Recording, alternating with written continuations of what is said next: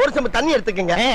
அத தோசைக்கல்ல ஊத்தி அதுக்குன்னு வழக்கமா ஒரு விளக்கமாறு வச்சிருப்பீங்கல்ல? ஆமாங்க. அத அடிப்பக்கமா திருப்பி சரிங்க.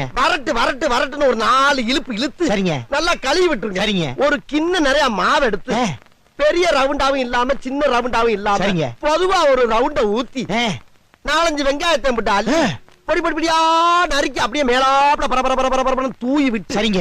ஒரு நீளமான கேரட் எடுத்து அதையும் பொடி பொடியா நறுக்கி சரிங்க. அப்படியே மேலாப்ல பரபரப்பா தூவி விட்டு சரிங்க.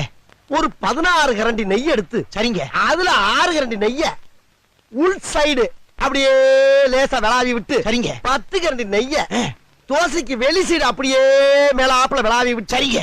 இட்லி பொடி இருக்கு பாத்தீங்களா, அத அப்படியே அள்ளி மலை சாரல் மாதிரி அதை மேலாப்ல பரபரன்னு அப்படியே பேய விட்டு சரிங்க. பொத்துனாப்ல அப்படி ஒரு பரட்டு இப்படி ஒரு பரட்டு அப்படியே ரெட்டி கலர்ல முருக விட்டு கமன்னு ஒரு ஊத்தப்பத்தை எடுத்து